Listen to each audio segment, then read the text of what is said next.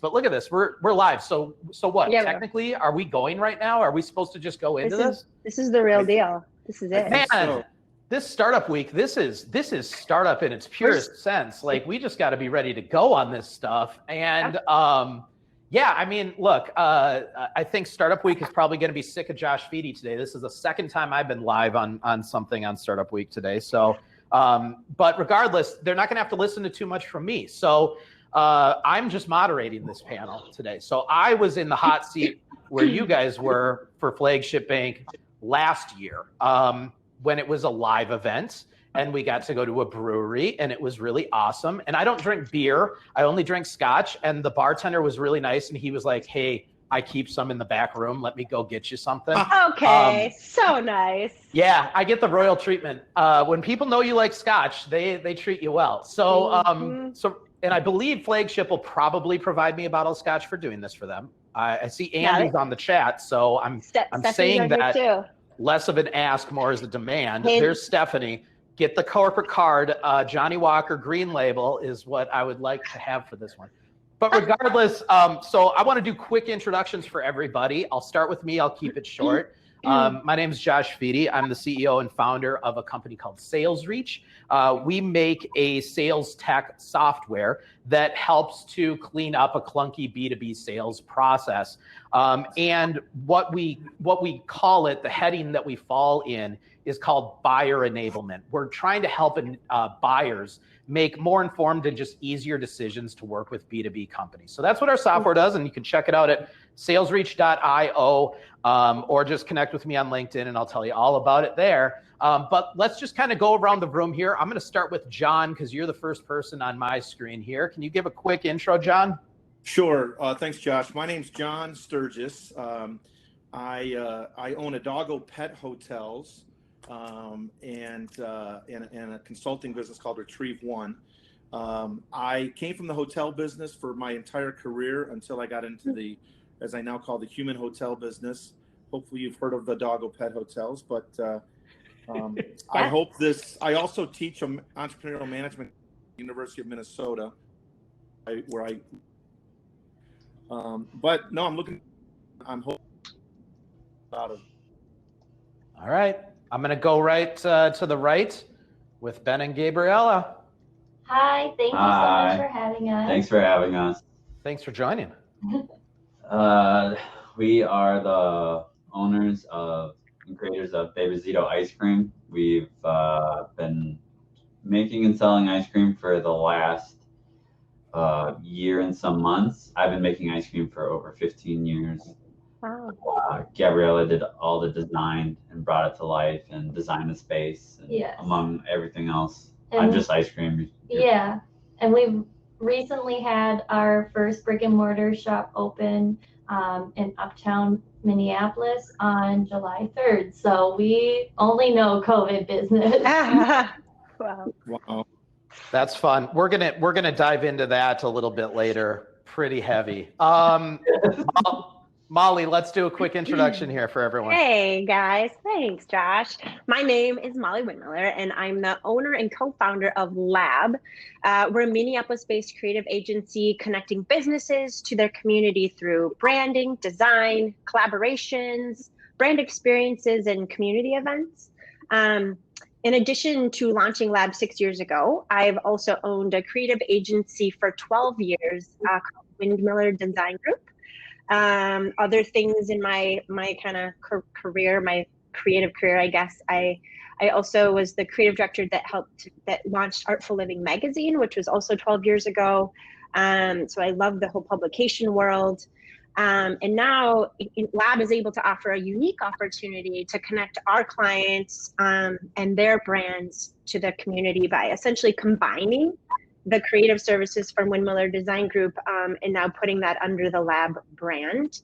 It's always been a beautiful collaboration on how kind of our creative services, our team have worked together, but now they've officially joined forces to bring more creativity and offer more creative services for our clients and our community through Lab. Nice. Yeah. All right, well, welcome everybody to the panel. Thank you. We now have, we have a handful of people watching this thing, so no pressure. This is live. everything that you say and do is officially live to everybody. So no pressure, no pressure. So let's start from the beginning real quickly. Many of you may know that I have a podcast called The Founder's Mentality. I'm really interested in like the founder's story, why people do this, because I think I'm crazy to do this. I think you're all crazy to do this. I think anybody watching this that's started a business of their own is absolutely crazy. And I think anybody that has heard all those stories and is even thinking about starting their own business is absolutely nuts. But we're going to do it. We're going to continue doing it because we have to do it, right? John, bring us back. Like, when did this whole thing start for you, and why did you decide that you wanted to start this? Okay, my entire career I was in the hotel business. I actually moved to Minneapolis to head hotel development for the Americas for Carlson companies in their hotel brands such as Country Inn Suites, Regent, Radisson, Parks, and so on. Very simply, the combination of the hotel business and my love of dogs was kind of where it started. And when I would travel, at times my wife would travel with me because I was always on the road, and we would keep our dogs at different places. We had 2 golden retrievers. And as a hotelier, and being that my whole career, I would go into these places and I felt, wow, I could do this better, and that better. And then I started researching so the business model wise, I felt I could make it much better. All right. Not from an egotistical perspective, but literally because being a hotelier. Then I looked into the market and saw that, wow, the pet industry, 7th largest industry in the United States, it was growing by $2 to $3 billion a year. And that has been going on all the way up until this year. We believe it's going to continue. And I have reasons I can talk about later. But right now, just like everyone, it seems to be hurting, especially the service industry.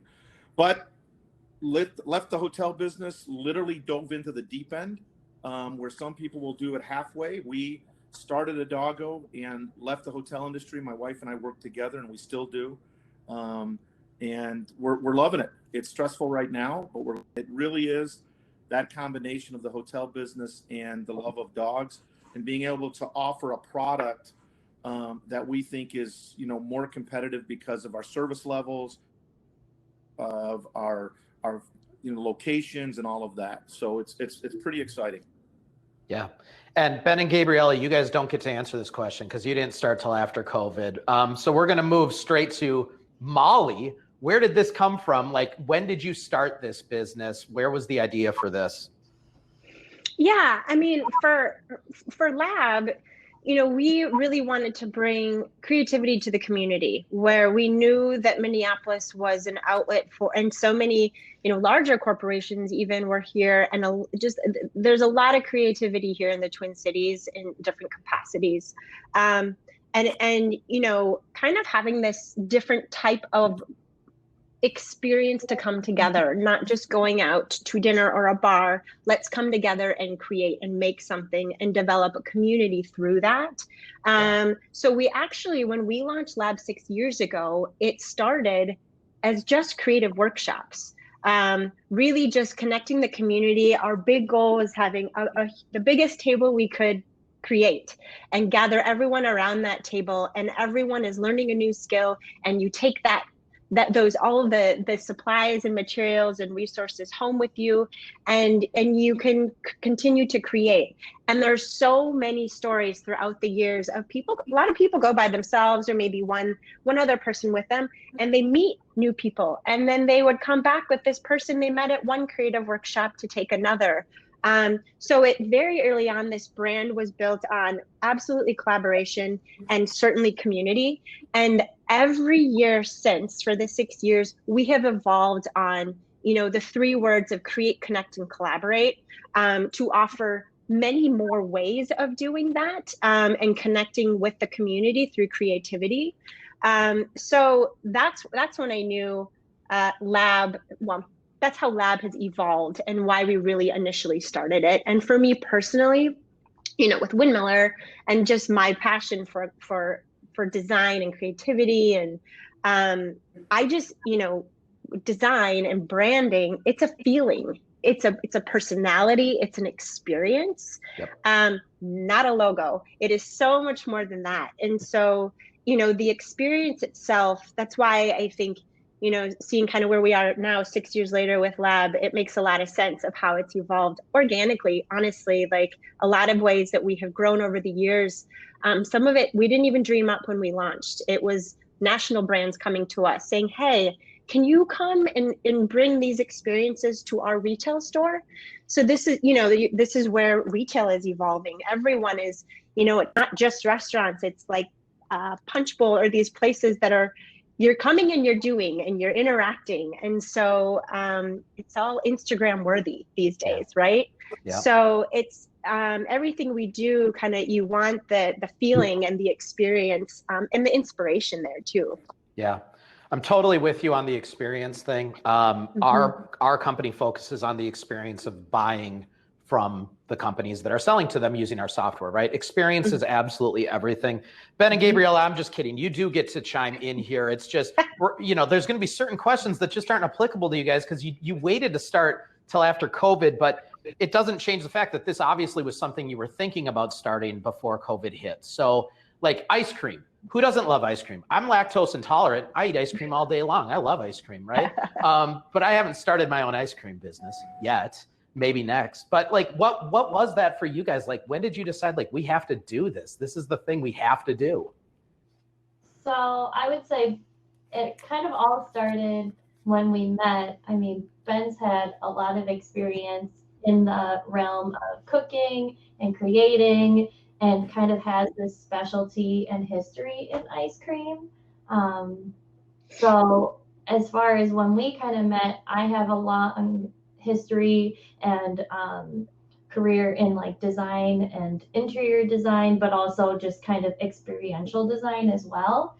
And so when we kind of met, this idea started out as, well, this could be a really crazy idea, but let's just do it. And then I would say about actually a year prior to open, we did our first pop-up event and kind of started our business through pop-up events, collaborations with a lot of friends and restaurant owners and people in the food community.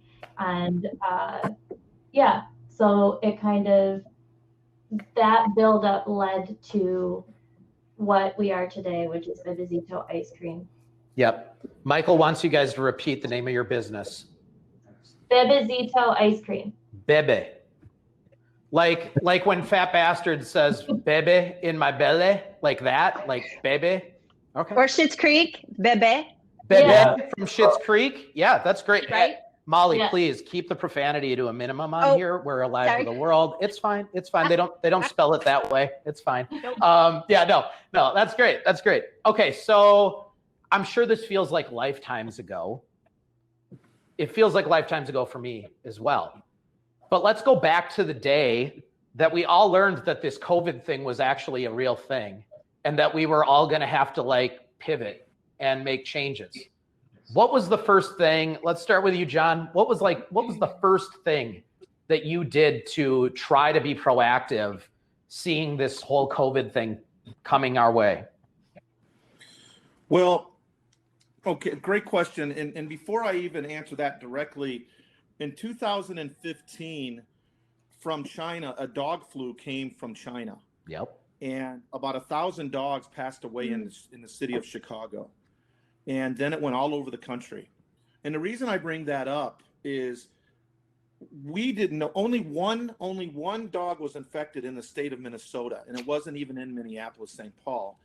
But it was happening all over the place. And I bring that up because when that hit, my wife and I were like, holy cow, are we going to survive this? Is this going to go through the United States? Because there was no vaccination for it, just like there's no vaccination for COVID.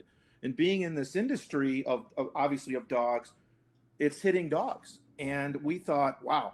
So when COVID hit, as we were all seeing this, as we were seeing China being closed in, I forget what that was, the end of January or whatever, and when we were seeing, wow, what's going to happen? Obviously being in the service industry, the first thing was, okay, how bad is this going to get?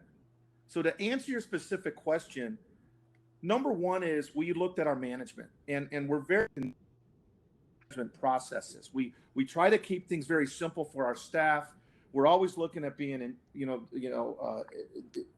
kind of taking initiatives and ingenuity and all of that, but on a daily basis, that we have a specific process in place. And so the point is that when I was brought up both academically and through work of, you manage it, and as long as you're managing it and you have the processes, when problems happen, they're manageable. Where if you don't have a good management process, they don't. So that's the first thing we looked at. Okay, Josh. The next thing was, okay, how bad is this going to be, and what's really going to happen? For example, we were 10% of revenue in the month of April compared to April of 2019. Wow. Which was no different than human hotels. I call them human hotels now, which was no different than restaurants. And we were 15% in the month of May. So the other thing I did, besides understanding the management side of it, is I felt strongly about the management. I called, not only some of the investors, but I called a meeting with certain people that I need that are our circle. We have, I would call it a circle of advisors. It's not an official board per se, but they're advisors that have specialties in other areas. One very close executive is in HR. I actually called my banker, Ken Monroe at Wells Fargo, who's now with Flagship.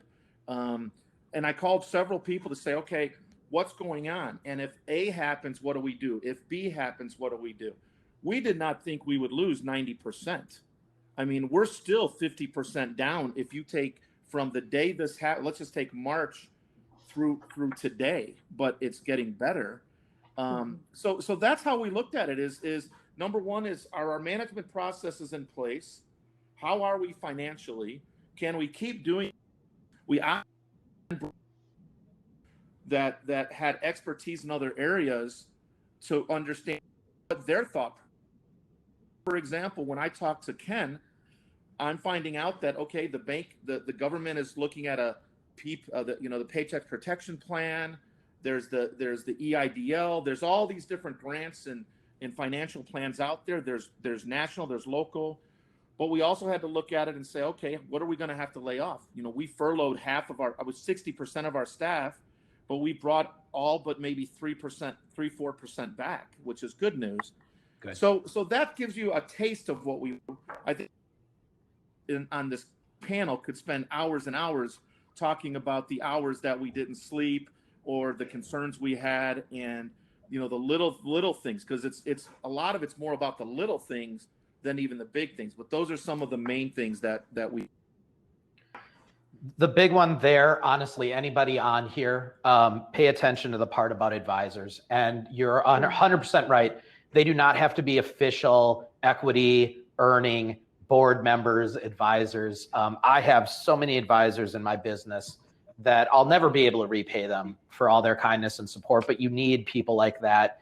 But John, not everyone was losing sleep, because Ben and Gabriella went ahead and started a business and got married. Didn't you guys get married? Like, was this a pre-COVID marriage, or was this like post-COVID? Like, we're going to open a ice cream shop and get married. Let's just like double, triple the stress here. Like, what was that story? Well, we figured we weren't sleeping enough and we weren't enough. Like, let's just throw in a marriage and just. Yeah, but we decided to get married like 2 days before we actually did. Yeah. So I think in the whole spirit of embracing COVID, we had gotten engaged outside of the shop when we got the keys in October. And then this was kind of just, a thing that was not necessarily looming, but a thing to accomplish that kind of also got pushed back with everything going on. And we just decided, let's just do like a small socially distant wedding outside the shop, and it turned out really nice. It was really great and happy, and I mean, it's all we could have asked for right now is to just embrace crazy. It's so great, and it's a commonality that I've noticed from a lot of founders. We start businesses because we want to be in control of our destiny, and we feel like that's going to give us more control of our destiny. And And so many of us have had to pivot and make choices to intentionally just control as many things as we can. I know in my personal life, we decided to homeschool both of our kids immediately the second COVID hit. We did not wait to see what schools were going to do about this. We just immediately decided we were going to homeschool both kids, because you need to control what you can control. And especially when so many things are out of our control, you need to find ways that you can still maintain that control. So super, super solid. Mollie, what was that moment like for you? Like, I'm sure that you were sitting there going, oh man, nobody's going to be spending money on branding right now. What are they going to even be branding, right? I mean, like, what was that moment like for you? Yeah, first and foremost, thanks to the knowledge my husband has because of what he does for a living, but also thanks to Flagship Bank, I learned a lot about the PPP loan and jumped on that. So thank you, Flagship. Really figuring out the bigger picture of like, what do we need to know? And I think early on, but I think even months in, it's day by day, there was something new every day that was happening. So kind of being aware of that from the bigger picture business standpoint. During this time, I've hired a part-time CFO more to help me sleep a little bit more of, hey, is everything okay still? I'm a creative. I'm not a numbers person. So just knowing I have that support to kind of look at the business side of things and make sure we're still moving along. But really with all of the clients that we have that we support on an ongoing basis, that was one of the immediate things as well, is really jumping in. We felt like we couldn't react fast enough to support them with their needs of communicating with their clients and understanding the protocols and what's needed for safety guidelines. And that was a big thing of just getting whatever was needed to our clients, so they could communicate appropriately with their clients. So that we just felt like we couldn't react fast enough. We just wanted to be there to support all of our clients in that way, from everything they needed to kind of keep things going or just communicate on how they're moving forward. So that was one area of the business, and grateful that we even helped a whole town with a campaign to say, War Road, come together. We are in this together.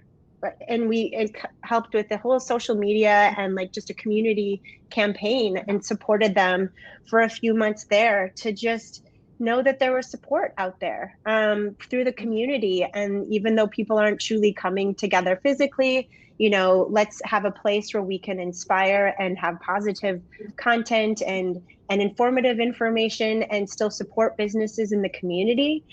So we were so grateful that we were able to help another community that way. And just thinking of creative ideas that we can continue to do for our community, the lab community, on an ongoing basis in, whether it's emails or social. And then, we even did a few different things since creative workshops, nothing in real life was happening. We pivoted with Lab Talks, which is a monthly event. It's virtual, which is great.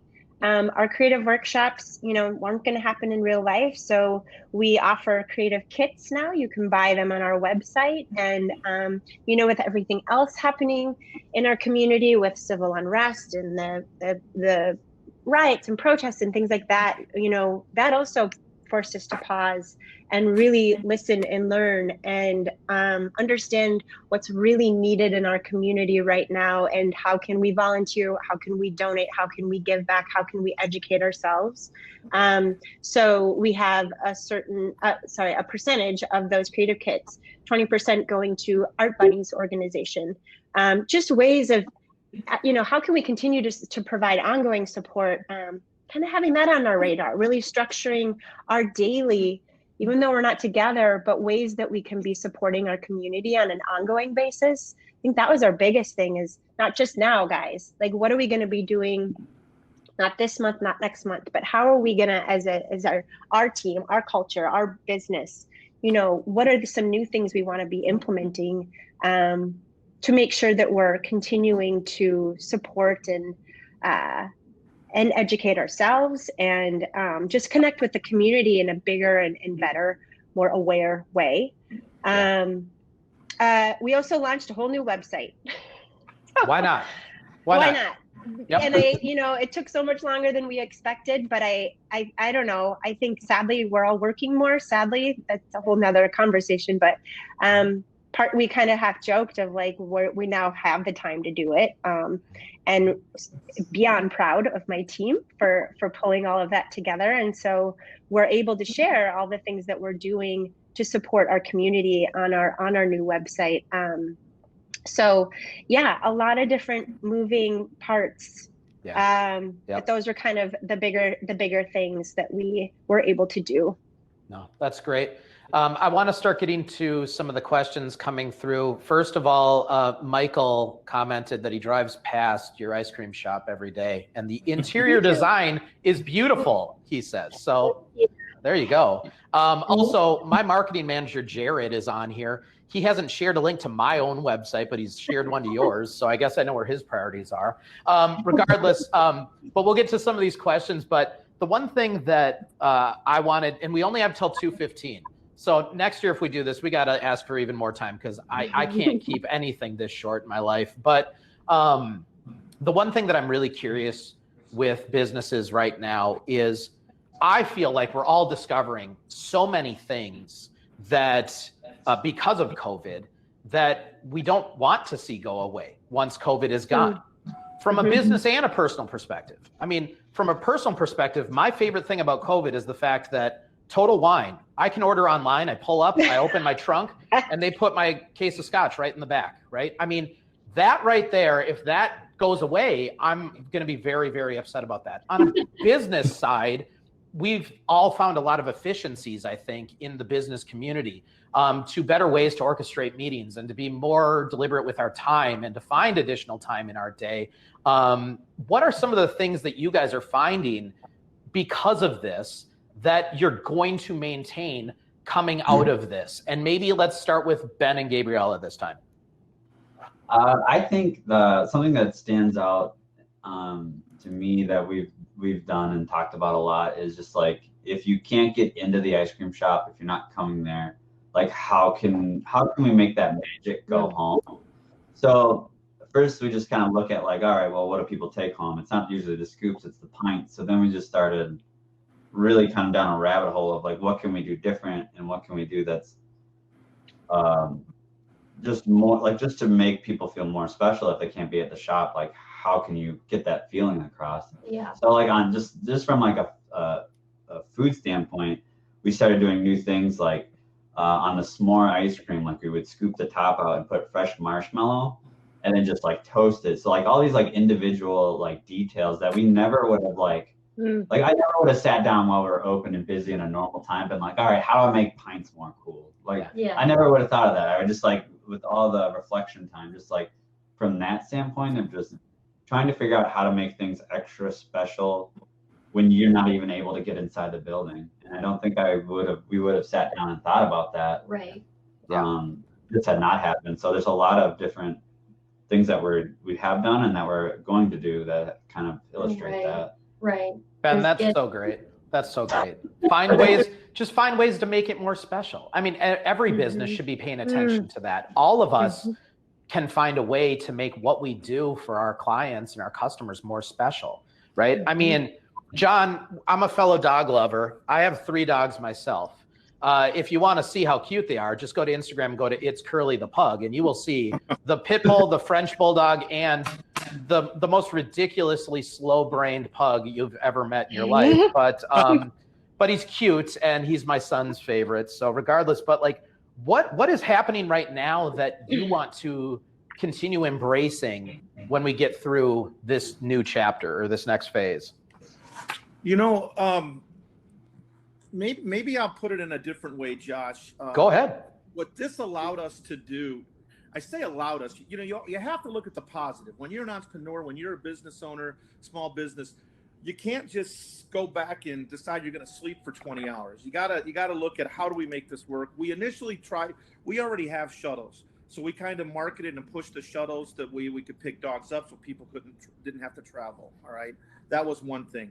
But I really would say what we did was, because we were so slow, we solidified the processes. We've been very strong on those and very disciplined as I brought those up, but we made sure, like for example, we couldn't have two people at the front desk all the time. So when you think of my front desk, it's like checking to a regular hotel. All right. It's so when a customer comes in, we were so slow we could only have one person. But we knew that we're still going to have at, let's say, 7 a.m. in the morning per se, that we're going to have 10 people showing up because that's when they come in for daycare, because we do daycare, boarding, and grooming. So how are we going to provide great service, continue to provide that, when we can only afford to have one person at the desk? So we continued with the same processes, because you always, I believe, want to be careful to change processes consistently. You want to not change them. You want to have consistent processes. But the point is way it works is we have a front desk person. When a dog checks in, we have what's called a runner. In the hotel business, you'd call them a bellman, you know, and then we have our dog care people. And so when you check in, the runner comes and gets the dog and then brings the dog back to the back to secure the dog. Okay. And I tell you about that process because we had to figure out, okay, now the runner's going to have to help with a little bit of administrative. So there was some training there. But it really has been a case for us that we looked at this and said, let's solidify. Let's, you know, for example, we only move 5 dogs at a time. Is that the right process? Every dog has to wear a tag. You know, I can talk about 50 other things we do for the safety and for the great experience for the dog and for the customer. But we looked at it and said, all right, what weren't we doing well? So this gave us that opportunity during a slow period to really solidify that. But at the same time, it's easy for us to say, oh, we're slow. We should be able to provide better service because we're slow. Well, we're slow and we also have less employees. Yeah. So it's not as simple as saying that. You're slow. Now you have 2 or 3 people checking in. With 2 people's easy, 1 person is not. So we just tried to solidify those processes and said, let's get rid of what's not working. Let's add what we think we should add, but let's really, really champion the ones and have best practices of the ones that are going to provide the best safety, the best experience, and the best service for the dog. We call it the 4-legged person and the 2-legged person, the customer. That's great. And Alex called me out. You're right, Alex. I cut off Gabriella. I'm just trying to keep things moving because we're almost out of time. So I apologize. Gabriella, what else are you guys doing other than, you know, putting marshmallows on the ice cream and creme brulee them? Yeah. As far as like the actual scale of product, that also changed. So birthday cakes went from serving 20 people to like 5 people. Sure. Yeah. And then I would say the style of service too. I know we had gone into it initially with the idea of having true service where someone is guiding you through the flavors and someone is treating you almost like, you know, a craft cocktail artist would with our flavor profiles. And now that we can't sample, that's totally necessary. So even kind of initially going through that training, it only helped us through this huge hurdle of how do you, you know, familiarize people with flavors they've never tried before and could never sample before too, and still have them feel comfortable and happy with the end product. Yeah, two things on that. When my birthday comes in October, if COVID is still here, I'm expecting a 20-person cake. I'm not going to be fine with one just big enough for my family. But number 2, you're totally right. I didn't think of that. My kids' favorite part about going to an ice cream place is sampling until the ice cream place cuts them off, right? And like that's a really important thing when you're a kid. Like that's the freebie. Mollie, what are you doing? What are you going to keep doing? Yeah, you know, I think it's really embracing, like, you're mastering your mindset, right? Like for both business and personal. That's something that I really needed to pause, and I still am working on. I think mindset can be like the psychology of success for both business and personal, which will allow you to to change, to shift, to launch something new, to pivot, as everyone's saying. So for business, for me, that mindset shift, or just I love the challenge to find new ways to connect with our community from afar. I think we didn't always think that way, even though it's the digital world right now, and we have our ways of doing that, but we really forced ourselves to do more. We just did we had a fun idea to just say, hey, we want to send some snail mail to you guys. Can we send some postcards? And we were blown away by how many people wanted a little postcard in the mail, things like that. And, shifting to still connecting with people virtually. I think people are getting used to that. So we're having events virtually. Just thinking of different unique ways of connecting that way. And, inspiring weekly email content. And that we wouldn't maybe have done otherwise, because we would be focusing on bigger real life events. But people need it right now. So again, a good brand and marketing, you want to really connect, and it feels good to do that. So that's been really fun to offer those. And then, we have an event that we do every year called The Collective, that has been an annual pop-up market that supports local businesses that need these markets to sell their goods in real life. Most of them don't have a brick and mortar. And so that was a big reason why we started it years ago, is to create this space and to be, an extension of their brand, to promote them and elevate them. And that was supposed to happen in April. And now we're thrilled that we're able to, create something. We're still doing it for 2020, and it'll be during the holiday season, which is maybe even better. And we have been able to really kind of shift our mindset to think of super cool, innovative ways to shop retail. So there's more to come there. It's very early on, but stay tuned for that, for The Collective. It's stuff that, maybe we never would have even allowed ourselves to go there, but you have to. And then, on the more personal side, with just shifting your mindset and kind of embracing things, I think pausing and realizing, we're around our families, we're in our home, where it really makes you realize what matters most. I think it's, as a business owner, for a lot of reasons, it's easy to work nonstop, even for my team, because there's nothing else going on. Why not work? Because we have nothing else to do. Which you can do, and maybe that's okay if you love what you do. But pausing and realizing, no, it's not okay, and value the time with the people you love, because we don't get to see them as much. And that permission to rest, to take a break. I'm still, I think I'm still learning. I mean, we're like 6 months in, guys, and every day it's something new, and grateful for that. Constantly trying to find the silver linings. But yeah, being very aware of those things, taking time for you, and allowing that kind of seeing with the mindset, the personal side of things, and so yeah. Yeah, that's great. Stephanie from Flagship, now would be a really good time to do a screenshot, because we're almost out of time, and I'm holding my Flagship pen. It's right here in my hand. So a little more shout out to Flagship. And John, thank you for answering Katie's question in the chat. I second what you say. Like, it's great to, if you're looking to build your list of advisors, it's great to start with your friendlies and your network. And hopefully, if they're good enough friends, they won't take you on as a customer if they're not the best fit for you, but they will know people that would be really great to help you. And yes, in my group of advisors, I'm sure it's the same as everyone here. I have someone that specializes in banking, someone that specializes in, or people that have been through acquisitions before, people that specialize in raising money or have done it before. Lawyers, like I don't have anybody that I don't trust is actually an expert in that. And it's really important to surround yourself with those people.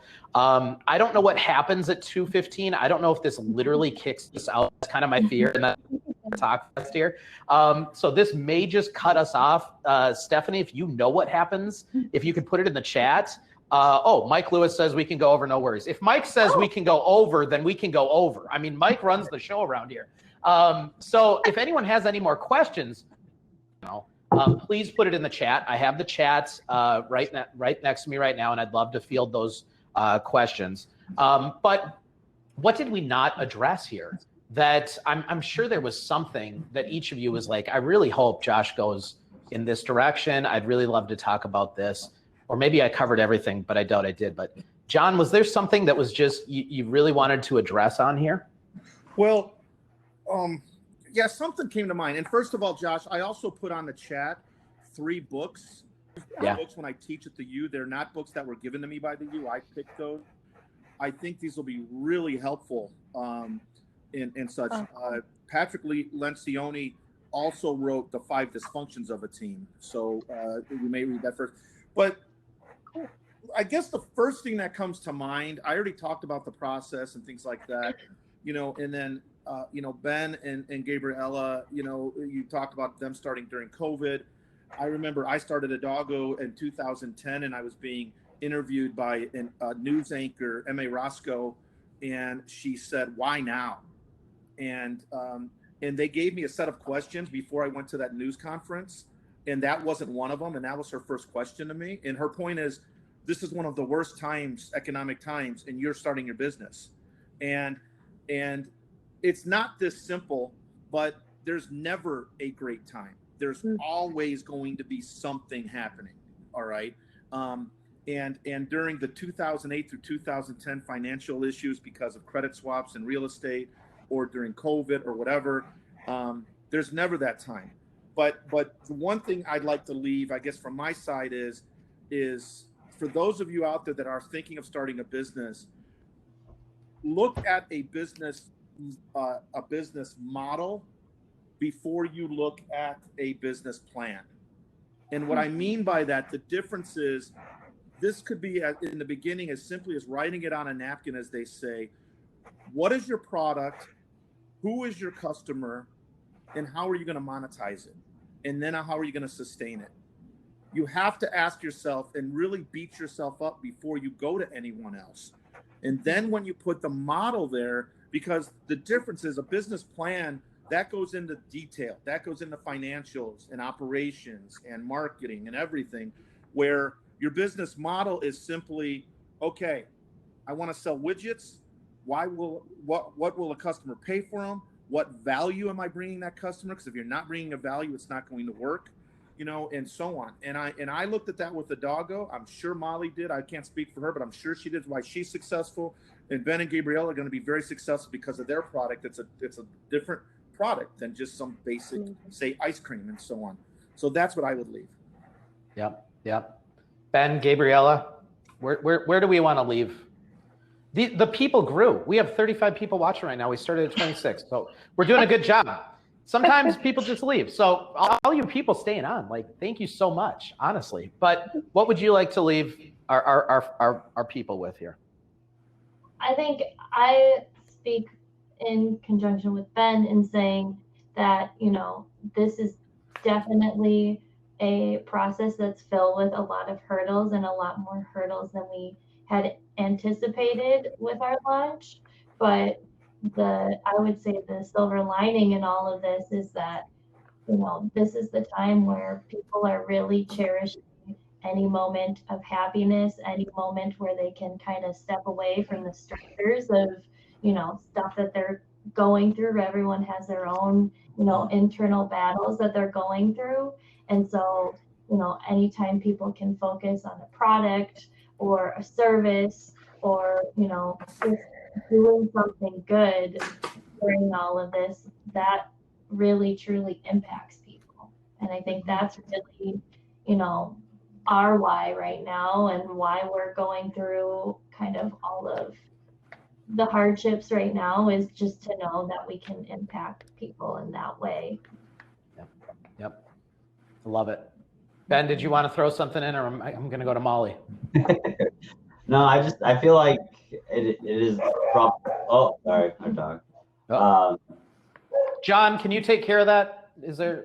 You know what? If they would have kept the dog with me, they wouldn't have had this problem. Yeah, I think that John has a solution for this very issue, but that's fine. It's fine. Yeah. Okay. I would just say that just to not reiterate, but maybe just strengthen. Just I think now is probably one of the hardest times, but just Gabby said, it's never been needed more than I think before. So really, it's waking up and having it's harder, but I think I have a stronger purpose when I wake up than I would have last year. Yeah, that's great. I love that message. That's great. Absolutely. Also, Ben, like I'm severely jealous of all the tattoos. I didn't notice them until you stood up there. Like you're gonna have to connect me to your guy. I love it. Anyway, all right, Mollie, what do you want to leave the people with? I think authenticity is so important with a brand of business, and knowing, first of all, we're all in this together, right? Like we're all trying to figure this out. So I think empathy and just compassion is something that can shine through in any business right now, and just having the opportunity to connect with your audience in a real authentic way, and knowing that we are all in this, and having that true voice and empathy and compassion and understanding and is so important. And I also think if there is a little bit of extra time in the day, we've certainly made sure that we are looking internally for, we use Asana, which is kind of our productivity and our daily to-dos and everything. And, making sure we are leveraging that as much as we can, and also putting processes in place. And when you are not next to each other and going about your daily, it's great when you've been able to step away and really observe truly from afar how to structure your daily in a more efficient way. So we've been kind of forcing ourselves to be more mindful of that. So it's just easier to function on the daily and communicate with each other and communicate with our clients too. Yeah. Michael, Mollie uses Asana. It's a project tracking. It does sound like Sana, but it's Asana. Oh, Asana.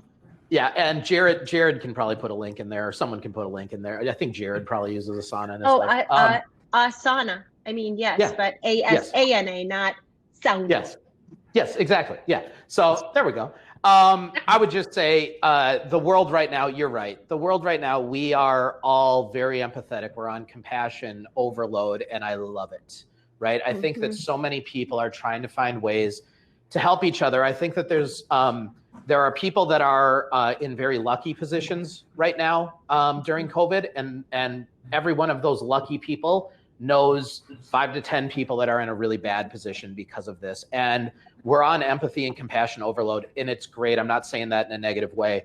What I would just leave everyone with that's listening is that I hope that we can keep that going when we come out of this. Yes. And I think that we all need to make a really conscious effort to keep that going, because it's going to be really easy.